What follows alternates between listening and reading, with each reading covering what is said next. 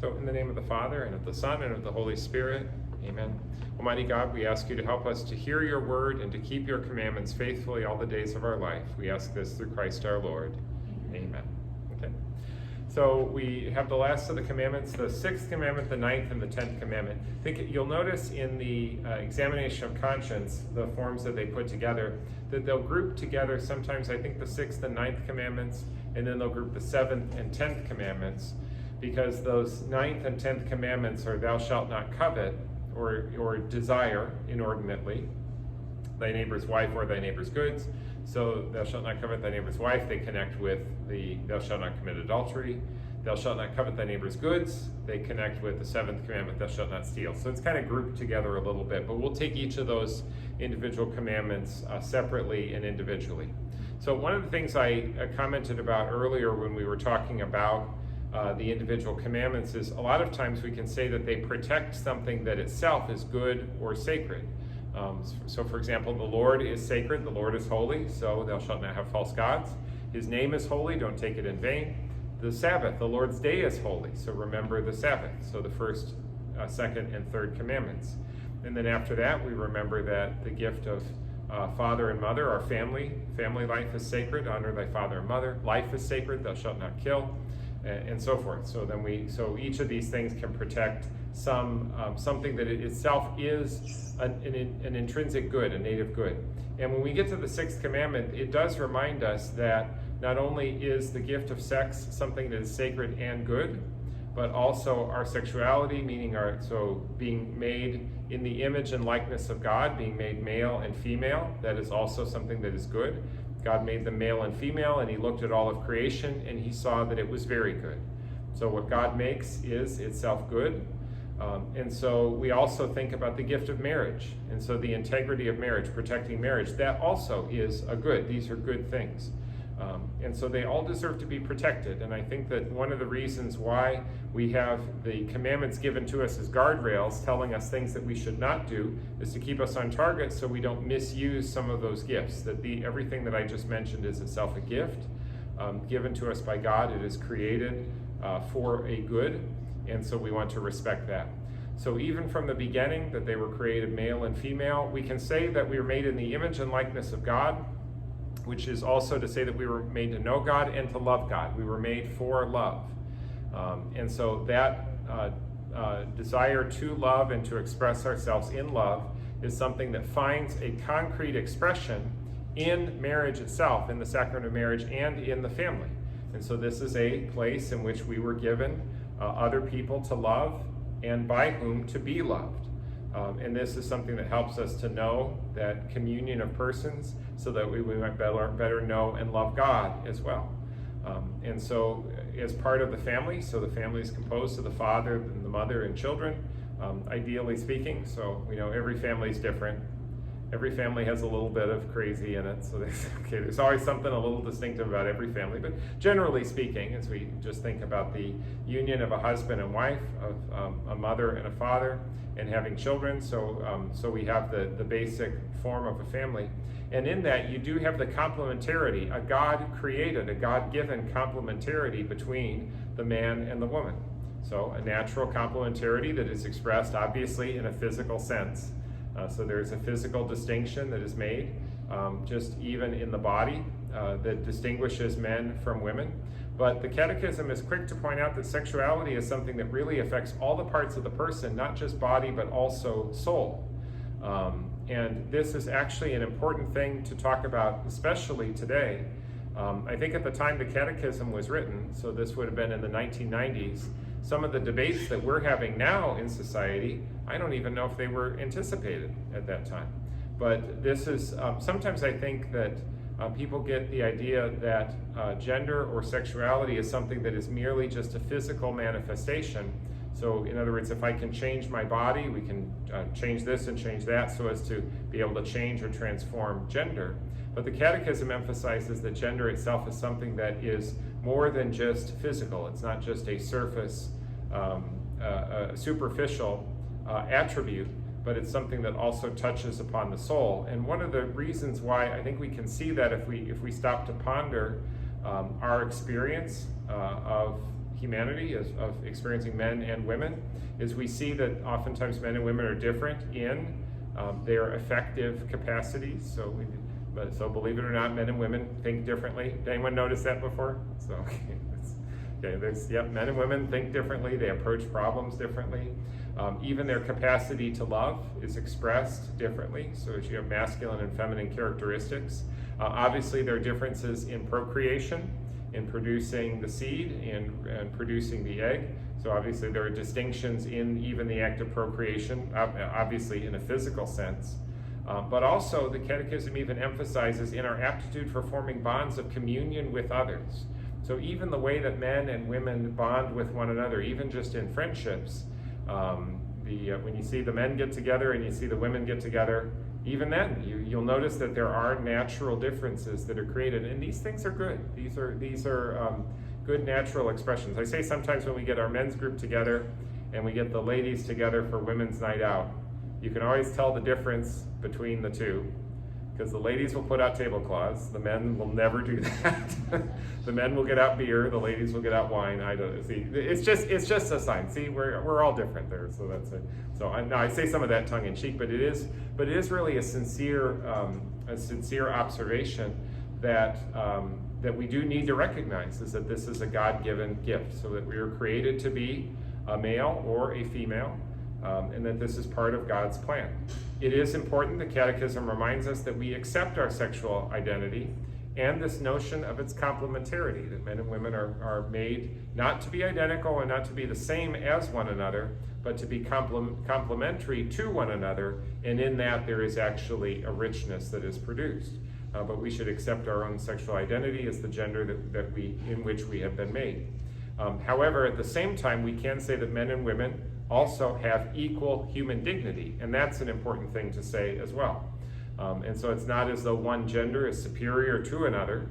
So there may be certain characteristics in which one is better than the other. So, for example, oftentimes you'd say men are stronger than women, just as a natural biological observation. But in terms of human dignity, they really share in equality. So there is an equality in human dignity.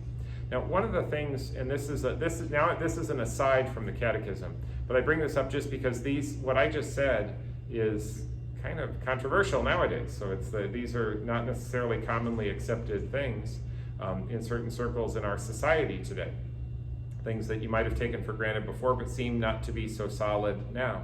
And one of the things that Pope Francis brought out, and I think this is really a fascinating way for him to do this, is in the document that he produced that was on ecology, when he was talking about respect for creation.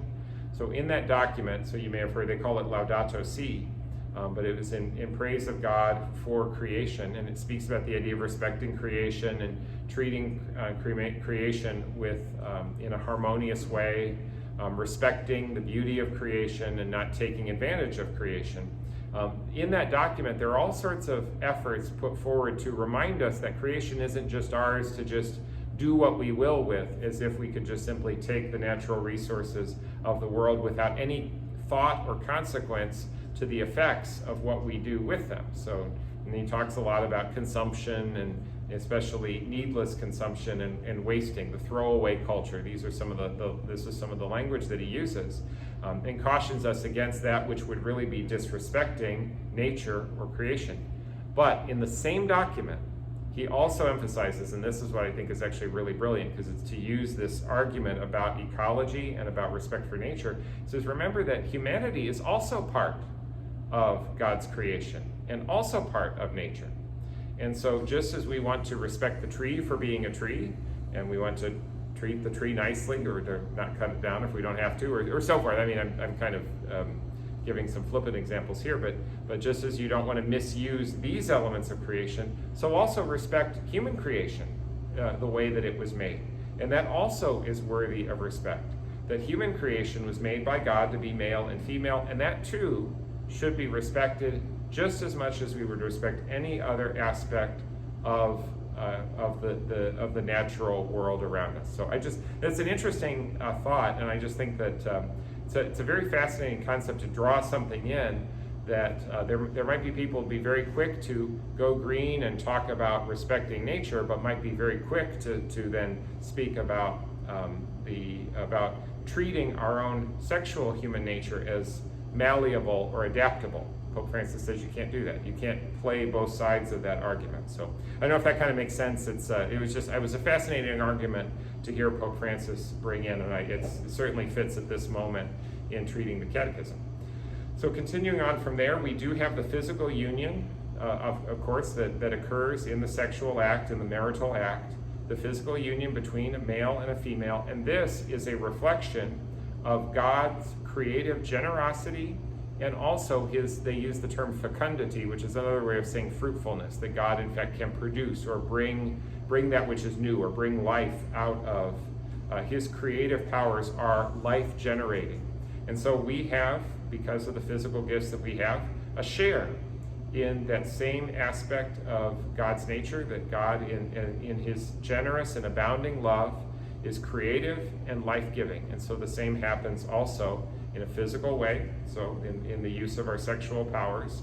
So this can also be a generous expression of love, which can be life-giving. And so that's one of the reasons why I think we have such respect then for our sexual powers, because they are in fact so incredible. They're really so amazing. This is a little bit of an aside, but I bring this up because sometimes people will raise the question, so this isn't in the catechism either, this part here. People raise the question and says, well, why does the church get so caught up about sex? So why does the church have so many rules about this and about that, and tell you that you can't do this and you can't do that?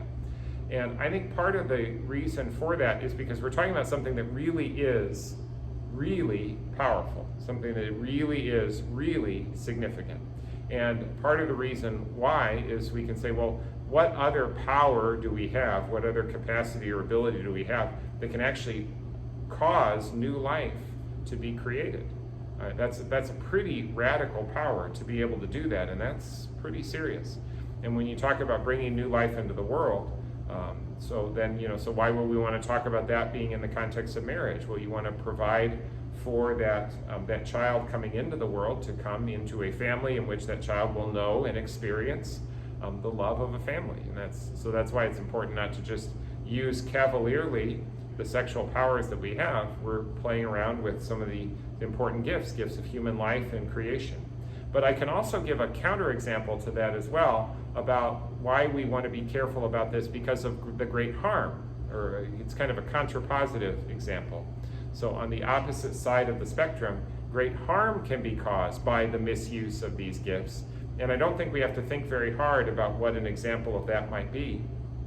Sometimes if people are taken advantage of in a sexual way, and sometimes this can be something that can be very violent and can be very psychologically damaging, we don't have to think very hard about the lasting harm that can be done in a circumstance like that.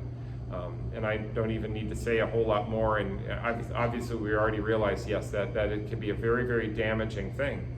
And so you have something that has the capacity to do immense good and to bring about immense blessing, but also something that also, when misused, can do immense harm and can do immense damage. And for that reason, we have to treat that as a gift that we should always use with respect. So why does the church have rules about these things? Because we're talking about something really, really important. And I think that's the reason why we take this very seriously.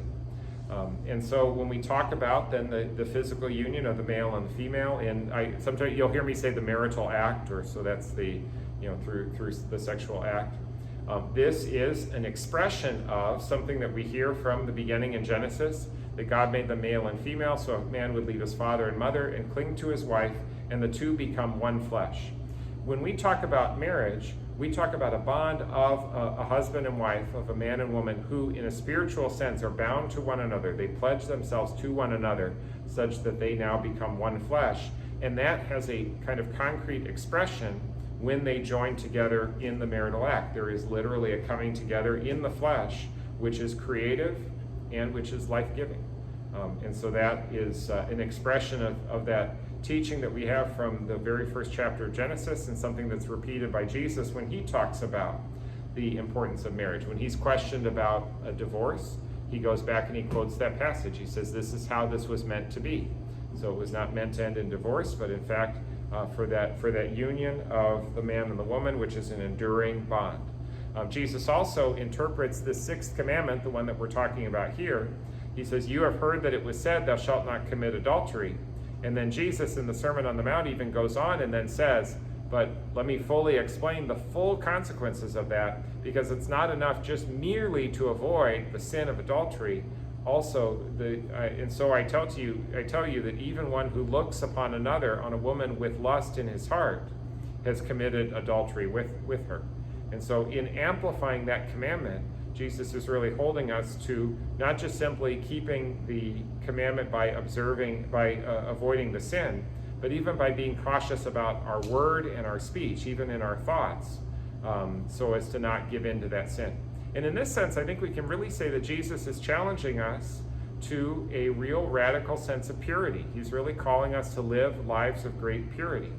And this renews the whole of our sexuality. So that gift of sexuality, which we realize just by looking at our world around us, can oftentimes be misused. Certainly can be taken for granted.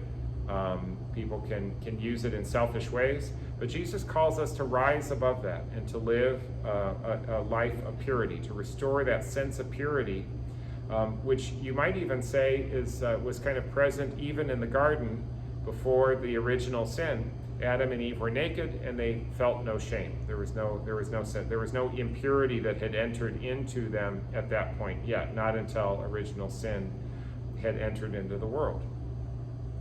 And so one of the things that we talk about then when we speak about our sexual powers is living lives of chastity. And the Catechism reminds us that everyone is called to a life of chastity. Now, when I say that, people say, what do you mean by that? So they'd say, like, okay, so this means like completely avoiding any sexual thoughts. That's not what chastity means. Chastity is something that is defined in accordance with our individual states in life. And so the Catechism talks about chastity as having the gift of our human sexuality integrated within our whole person. So meaning that it's something that acts in harmony with the rest of us. It's a unity of body and soul, so that in our bodily and our spiritual being, we live in harmony. It is to live a life of integrity, which is what it means to say to be integrated, in which we act in harmony with who we are and who we are called to be. So by chastity, we can talk about couples who are married, and there we would say for them, chastity is that exclusive partnership in which they make a lifelong gift of themselves to each other. And that is also expressed in sexual terms as well. But that selfless thought, that lifelong gift, is really, I think, an important attitude there in chastity. So in marital chastity, or we would sometimes use the term conjugal chastity, so that would be the harmony that is called upon in marriage. And it is not to be selfish.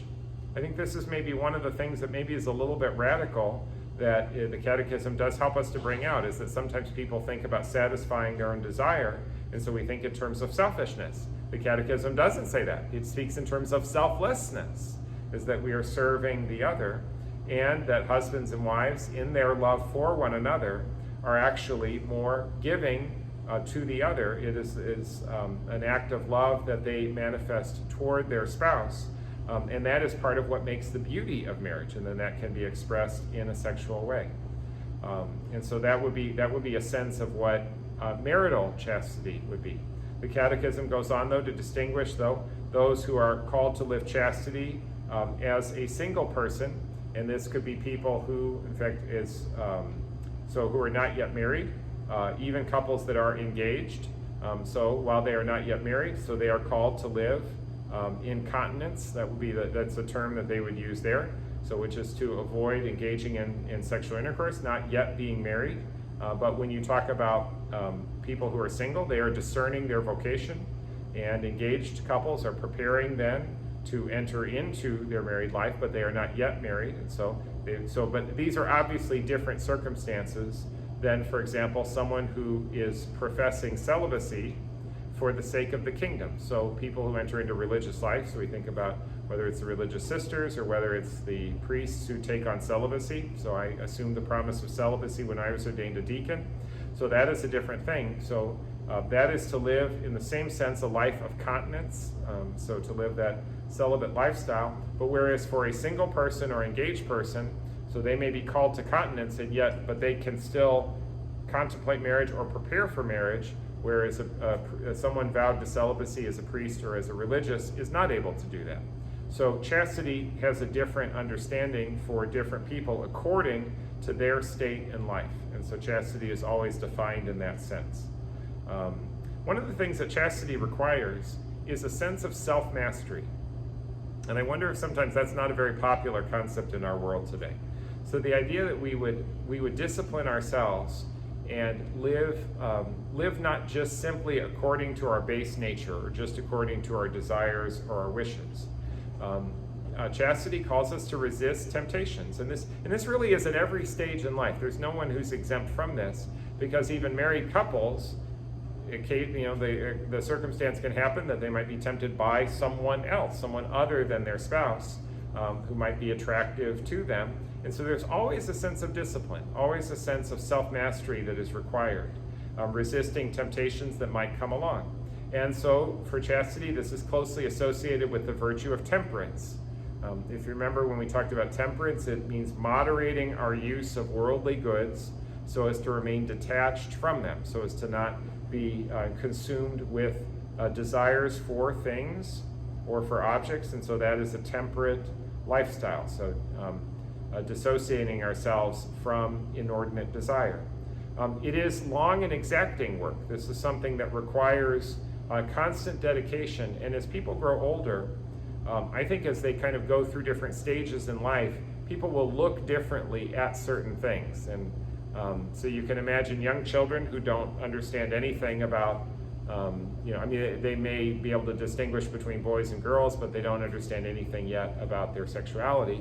And you think of teenagers, and you go on from there and think of young adults, and you think of people who then enter middle age. And the notion that we would think differently about some of these things at different stages is actually really not surprising, I think. I think the way that we approach some of these ideas, and at each stage in our life, we need to be dedicated to this commitment of self-mastery, of resisting temptations as they may come along, and growing in temperance. And it's something that I think with maturity, we can understand better and even embrace more fully. And that's an important thing as we grow in not only our awareness of ourselves and the gifts that we have, but also grow in our sense of who God is calling us to be and how God is calling us to live. This is something that our culture can in fact support.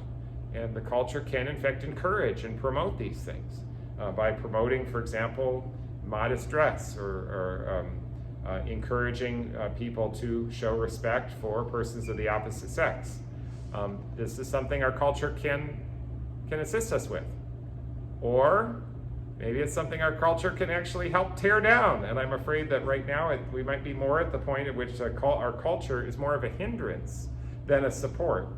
Sometimes if you go back decades and decades, sometimes you'll see movies about the olden days, and you'll see chivalry, or you'll see the way that, I don't know, you think about someone taking someone to the dance in Oklahoma, and they come with their surrey with the fringe on top and the horses, and they show such deference and such respect to other people. So there are times at which I think there could be a time of culture in which there really is, you might say, a great respect for and promotion of the dignity of marriage, and also the worth of the beauty, the true beauty of the human person, not just because of the physical flesh, but also because of the dignity of who they are. Whereas on the other hand, we could, and I don't know what a good example of this. I don't know, any rap video. There you are. Okay, there's my best example of that, where you could almost see as though it's whereas the human body is reduced to its basest form and just simply as an object of desire or of lust and nothing more, from time to time. So you can see that in different ways. Our culture today, I think, is very much not helping, and I think especially with young people who are so vulnerable in these areas, who can be so prone to temptation, or their naivete can be taken advantage of. Their innocence can be taken from them and can be shattered at such an early age these days, especially with technology and social media, almost throwing things in our face. And one could hardly could hardly imagine that people would have the strength to be able to resist all of those temptations that might come. It's the grave dangers that are out there. So unfortunately, culture can be a hindrance in this, and this is difficult. Chastity really requires a growth in charity, true charity, a real respect for the person. I kind of mentioned that already when I was speaking of positive elements of culture. So the idea of promoting and encouraging a healthy sense of charity, of true charity and love for our neighbor. And when we respect a person not for what they look like, or for what their measurements are, or for how much skin they're showing, but for the person that they are, then this actually blossoms into something that is a respect for the person within, a deeper respect for the human person. And this really blossoms into a healthy friendship. So even good, healthy friendships, and not just between men and other men or women and other women, but even between men and women who may not be married, or where there may not be any romantic romantic characteristic to their relationship. It just may be friendship, but to have healthy friendship, good and healthy charitable friendships with the people with whom we work, male and female, this is in fact a noble thing. This is what we are all called to, each according to that state in life, as I was describing. When I mentioned a moment ago the idea of embracing celibacy as a sign of the kingdom, so this would be for religious life and for priesthood. So when I say a sign of the kingdom, this is to go back to something that Jesus talked about when he was answering a question that the Sadducees were raising. They give this hypothetical question and they say, okay, suppose that there's a woman and a man marries her, but they have no children. So then his brother marries her and they have no children. Then their next brother marries them, and 7 brothers all marry the woman and they have no children. Whose wife will she be at the resurrection? Do you remember hearing this scripture passage at all? Jesus answers the question. He says, in heaven, so in the kingdom of God, then there is neither marriage, people neither marry nor are given in marriage, but they live like the angels. So in our relationship of love in heaven will focus primarily not on our spouse, but on the Lord. It's the Lord who will be the object of our love. He will captivate us in the beatific vision as we love him and he loves us and we behold him face to face. And so that is not to say that there aren't bonds of connection that we have with people here on earth now, but Jesus says in heaven that that's the primary focus. The object of our desire will be God himself, not another person, but God himself. And so in that sense, then that is what the kingdom will be like. So when we talk about celibacy as a sign of the kingdom, it means anticipating already here on earth that state in which we will be in heaven, in which we dedicate ourselves to the Lord and not to a spouse in marriage. And that's what religious and then priests and deacons and bishops, that's what they do. So take on celibacy as a sign of the kingdom. But one of the things about that, which I think is important, is it's not to subordinate or suppress our sexuality, but it is a redirection of the desires that might lead in a natural sense toward marriage, but redirecting them as an act of love that is given to another person, but in this spiritual sense, and I'll explain it this way. So when we talk about a priest then is formed in the example of Jesus Christ as an alter Christus, as someone who stands in the place of Christ. And Christ was the bridegroom who gave himself for the sake of his bride, the church. So every priest is entering into a loving relationship, a spiritual relationship of love, giving himself and pouring himself out for the sake of the church, for the sake of the flock whom he serves. And in order to do that best, the priest is not able then to enter into a particular relationship in the sacrament of marriage. When you talk about women religious, oftentimes the spirituality described there is that they would make of themselves a bride of Christ. So pledging their love to Christ, which then excludes the possibility of entering into an earthly marriage at the same time. It's so as to make oneself fully available in love for Jesus Christ. And so to say that then living a life of celibacy as a sign of the kingdom means that they're giving up love, that's not true. That would actually not be true. So they're giving up marriage, but just as Jesus said to Peter, when Peter said at one point, he says, look at what's happened here. We've given up father and mother and wife and children and families and homes and lands. We've given up all these things. So what will we receive? And Jesus says, you will receive 100 times as many in this life, with persecutions beside, and eternal life in the life to come. So there are rewards that come with us, but it's not a denial of our desire to give ourselves in love. It is a different way of expressing it, directing that not in a physical sense, but really more in a spiritual sense, as an act of love, according to the mystical body of Christ. So anyway, it's worth saying, because sometimes that kind of comes up, like, so what do you say about priests and deacons and religious and all of that? So when they embrace the celibate chastity of religious life or of the priesthood. So then let's go on with conjugal chastity. This is then the chastity that we observed in marriage, and say some more about that. So marriage itself then is a sharing of the whole of life. So it's the union of one man and one woman, the sharing of the whole of life, ordered toward the good of the spouses, so that way they might build one another up in unity, in a relationship that works toward their union or unity, and also toward the procreation and education of children. So fruitfulness in accepting children as a gift from God, and they embrace that with a spirit of fidelity and of permanence. It's not a selfish, but a self-giving commitment that is made. And for that sake, it's actually necessary that there be a sense of discipline about that. So since we're not working on satisfying our own desires, but marriage itself is actually most successful when it is most selfless, when it's the spouses focused not on themselves, but on each other, and that the focus on the union of the spouses and also on the acceptance of children, these are two things that go together, and they're really inseparable.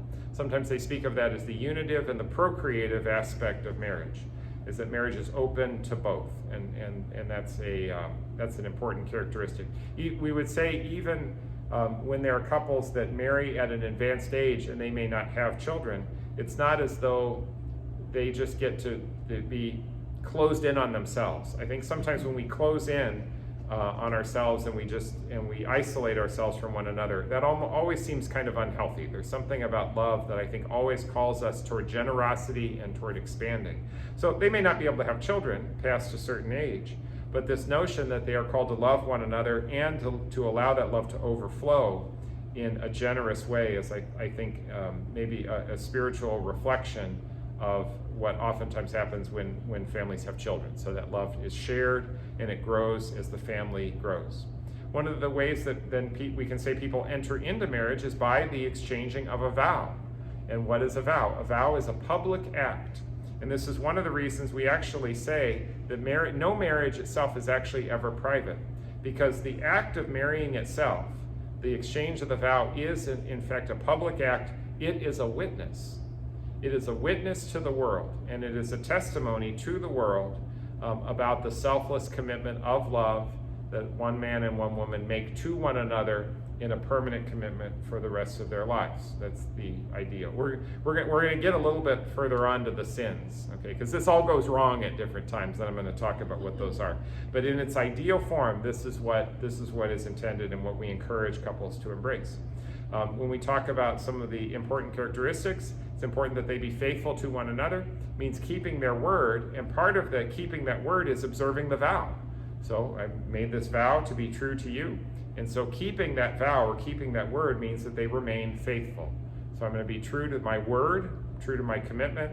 Obviously, it means not betraying that through by committing adultery, but in an even more important sense, we can say it means being consistently faithful and true to that other person. So in that act of self-giving. It is also important that it be open to creative life, through fruitfulness. And that is an act of cooperating with the Creator, God the Creator, who brings new life into the world. And so when couples participate with that, then through the marital act, they are participating with an act of creation, and we call that procreation. So it's a sharing in an act of creation. So we call it procreation.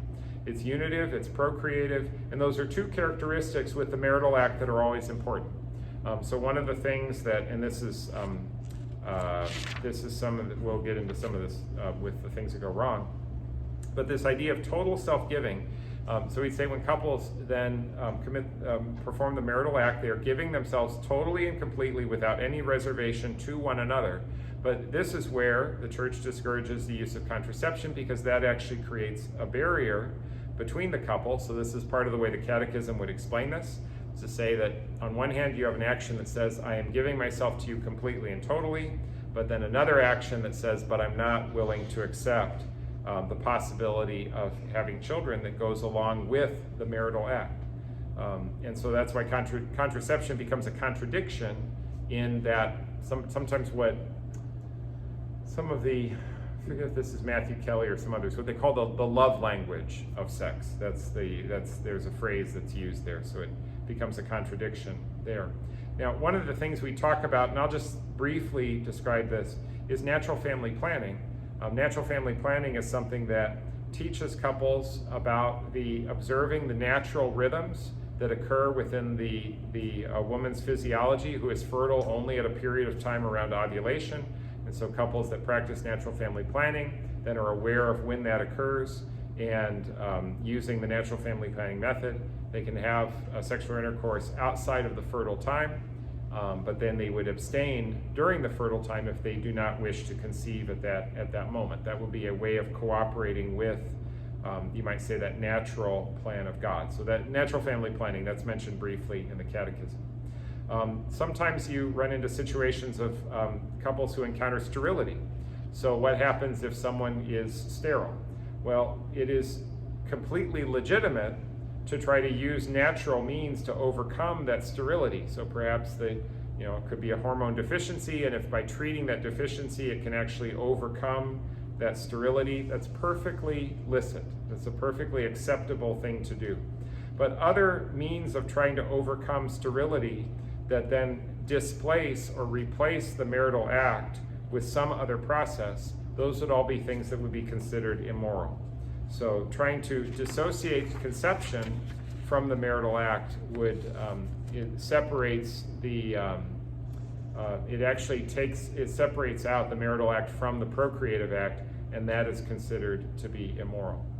So there are some things, and I think this is going to come up in here, just to look ahead. So this would be things like artificial contraception, so it bypasses the marital act. In vitro fertilization then is in vitro, that bypasses the marital act. Artificial insemination or other different attempts of essentially conceiving a child in an artificial setting and then trying to implant or use a surrogate method. These are all different ways of trying to bring about conception, but to separate it from the marital act. The Catechism kind of broadly groups all of those things together and says it's separating something that is meant to be intrinsically joined, and so that would not be acceptable. So now some of the sins against the sixth commandment. Okay, so now the reason why I did what I did is I wanted to lay out all the principles first, and then from that perspective, once the principles are established, then when we can go through a list of different sins, then you can say, okay, well, what makes this wrong? If it violates one of those principles that was described earlier. So how should sex be used? How should the marital act in fact be integrated into marriage? Okay, once we understand that, then anything that would deviate from that would be a misuse of that gift.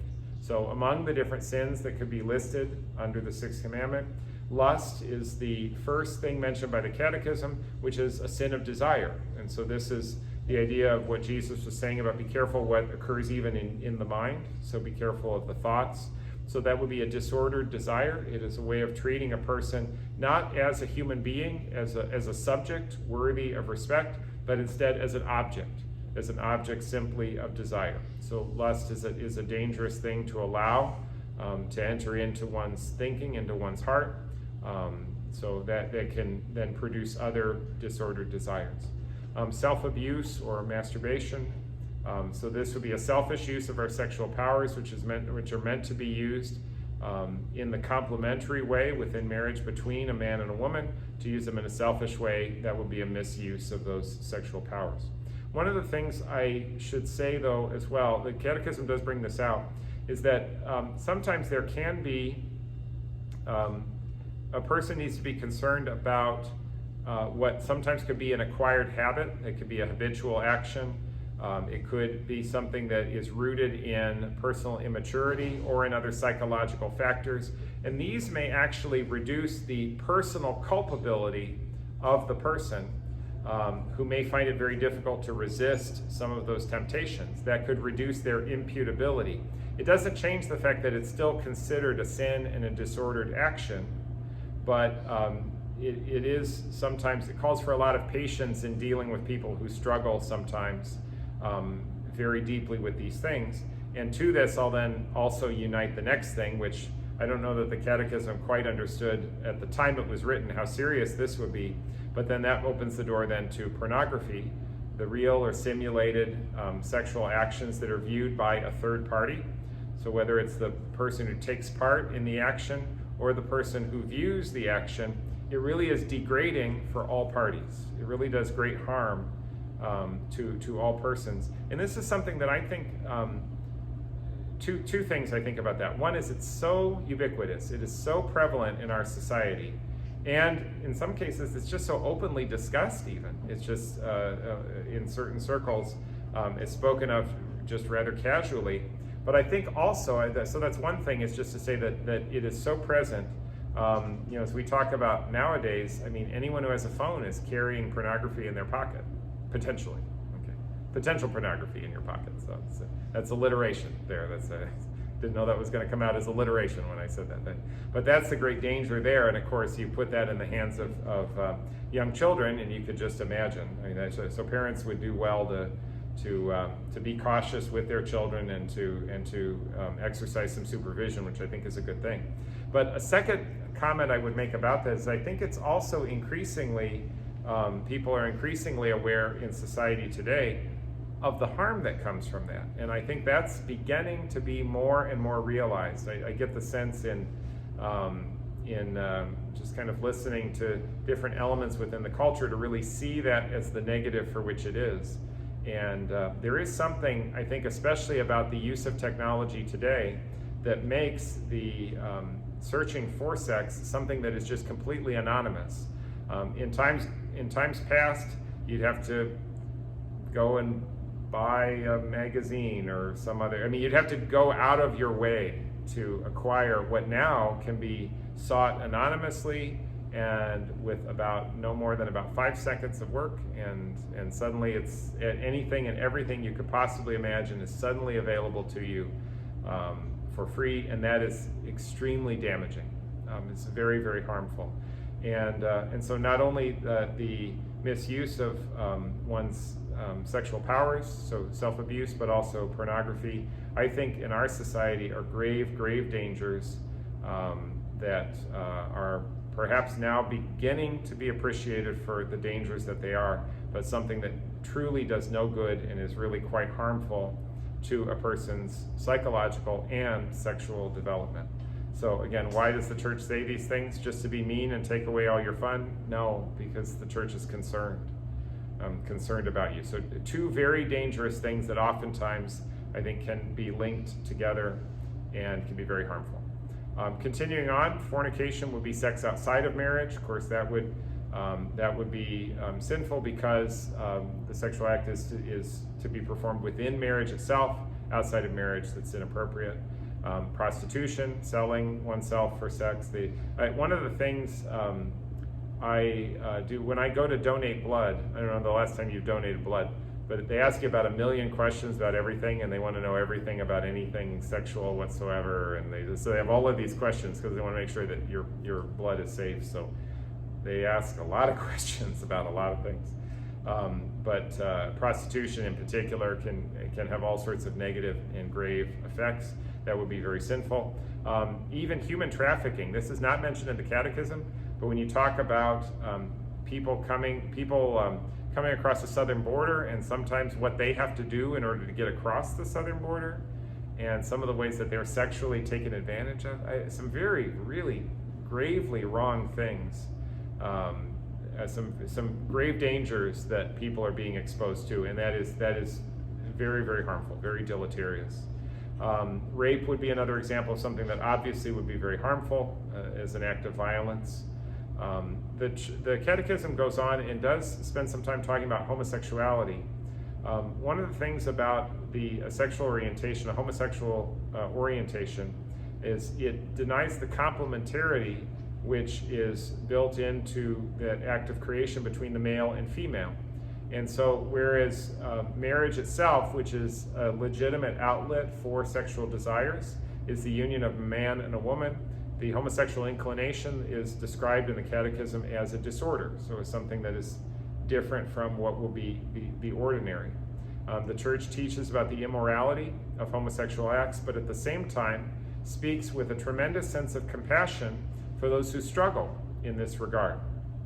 And so one of the things that is always important, I think, is to respect the individual human person, to help them in times of trial, to be compassionate for those who struggle, to recognize that they are called to live a life of chastity, which can be very difficult to do, but that giving in to those desires is not necessarily helpful either. So because and that was something recently the Congregation for the Doctrine of the Faith talked about that as a disordered desire, and so I know that made brought a lot of attention in the news. I mentioned already some of the things about contraception, artificial contraception, in vitro fertilization, artificial insemination, surrogate motherhood, and also deliberate sterilization as a way of preventing pregnancy. These would all be things that would be contrary to the natural law with respect to the Sixth Commandment. Then beyond that, adultery. So even within marriage, so amongst married couples, so violating that obligation of fidelity by seeking sexual pleasure outside of the marriage is adultery. Even divorce is actually described as a sin in the Catechism. The idea that a ratified and consummated marriage cannot be dissolved by any power on earth. So a marriage is entered into wholeheartedly between two people, and that has been consummated. So that marriage is in fact a permanent thing. However, the Catechism does mention that sometimes when there are difficulties in a marriage, it may be possible to sanction a period of separation if it might be able to help the couple overcome their difficulty. Ideally, you would hope to try to preserve marriages and sustain couples in their commitment to one another. When people get divorced, we can say it really goes against the natural law and can do damage to a society by breaking the marriage covenant, and could do damage to a family. Certainly it does harm to the family, to children, so the after effects of a divorce. However, there can be circumstances in which when you have, especially if a spouse or if children are in grave danger, it may be necessary to separate from that spouse for the sake of protecting the person who in fact might be in danger or might be injured. And so divorce is one of these things that is a reality in our world. It's a lamentable thing. We are discouraged from seeking it. Certainly we don't want to be cavalier in seeking divorce too quickly. And it does violate the commitment of marriage, but unfortunately we do recognize sometimes that there may not be alternatives because of when the breakdown of the marriage results in a situation of such damage or harm or potential injury, even psychological danger between the spouses. Unfortunately, divorce may not be any other alternative. And then we also talk about annulments, which I work in the tribunal, in terms of dealing with couples who have been through a divorce to determine if that marriage itself was valid. Was that a valid marriage from the beginning? Other sins against the Sixth Commandment would include things like incest. So that would be a violation of the natural bonds that should exist between family members. So that's not permitted. Obviously, sexual abuse is not tolerated. And then also other things like free unions, or sometimes what they call trial marriages. The idea of living together as though they were married, but without the benefit of marriage. So the idea is that marriage is a public witness, a public commitment, and so that should be made publicly. People should enter into marriage and then live out that marriage bond as opposed to just living in the appearance of a marriage, or just living together without the benefit of marriage. Okay, that's the 6th commandment. Okay, 9th and 10th commandment. These are actually really short. Okay, so that's because you're wondering, oh my goodness, that's like after everything that we've just been through. So the 9th commandment, thou shalt not covet thy neighbor's wife. The Catechism emphasizes a handful of things. Here, concupiscence. Concupiscence is one of the results of original sin. It has to do with any sinful desire. And we all recognize that, I think, in a certain sense, in a war, as St. Paul will describe it, between the spirit and the flesh. We strive to live according to the spirit and not according to the desires of the flesh. We strive for purity of heart. It's important for us to resist those carnal desires, to live that purity of heart that Jesus spoke about in the Beatitudes. Blessed are the pure of heart, for they shall see God. So that's what we are called to. And so purity is always a battle. It is something a battle that all of us have to engage in. And we can do that by several ways. By being careful about what we take in. Sometimes they use the phrase custody of the eyes. So be careful about what we take in too quickly with the eyes. Sometimes lingering over things that can harm the spirit of chastity, can do damage. We can also grow in purity by prayer, by modesty, by being aware of what would be immodest, by ourselves dressing modestly and living modestly, but also being careful about what is presented to us in the media and in social media, the examples of immodesty, which I'm afraid are all around us. And also by growing in respect for the human person. So when we show true respect for other people, we actually grow in that gift of purity, treating another person, as a human being, and not as an object. It is good for us to try to build up within our society the gift of purity, to promote purity within our world. And I am afraid that is a very difficult uphill battle. But it's one worth fighting to continue to work toward that. Whereas moral permissiveness, this actually promotes a sense of error, that our human freedom can be used to do whatever we want with. Well, doing whatever we want with our human freedom can actually do a lot of harm. And so we would strive to observe a certain amount of discipline in that regard. So 9th commandment, do not covet thy neighbor's wife. Okay, good thing. We've talked about a lot of things in the 6th commandment, so I think that's easy to just say a few things about the 9th commandment, and I think that's good. And then we get to the 10th commandment. So it's very similar commandment, thou shalt not covet thy neighbor's goods. So we think about our neighbor's possessions. And here, this is a moment in which we can also talk about, the Catechism uses the phrase, the lust of the eyes. Lust in this sense, saying that we are lusting for things. So whereas the object of the 9th commandment would be sexual desires for another person, the object of the 10th commandment is lusting for things. Sometimes we would describe that as avarice or greed. And as much as you hear that greed is good, I think I heard that in a movie somewhere. So that's it. Well, we say be careful about giving in to greed. The love of money. What's the love of money? The root of all evil. This is not to say that money itself is evil, but when we love money too much, when that becomes the focus of our attention, then that in fact can open the door to evil. Greed on the part of, one of the things that I think is kind of dangerous is also when there are people who want to take advantage of others' weaknesses. And so when we have people who are engaged in business or in society who want to take advantage of the weakness of other people by promoting greed, I think sometimes people, well, we have some money now, and so payday lenders who want to, you might say, kind of trap people or play upon their desire for things and actually take advantage of people in so doing, that's actually immoral. So to use other people or to try to take advantage of their weakness and their propensity for greed, this is actually can be very damaging. It is important for us to resist envy. We can be tempted with envy, desiring something someone else has or being jealous of another person. Envy is a capital sin, and so it can arise from pride, and instead we should fight it with charity, thinking less about what we have or receive, but what we can do for one another, and that in fact is the noble thing of charity. It is good for us to seek the noble desires of the Spirit over the worldly desires that we see around us. And so what is the way that we can live according to the Spirit and not according to the flesh? By practicing poverty of heart, spiritual poverty. You remember the first beatitude, it says, blessed are the poor in spirit. Sometimes people say, you mean that's people who don't have a spiritual life, right? They're poor in spirit. They don't know how to pray. Their spiritual life is rotten. No. Poor in spirit means that they have taken upon themselves the attitude of poverty.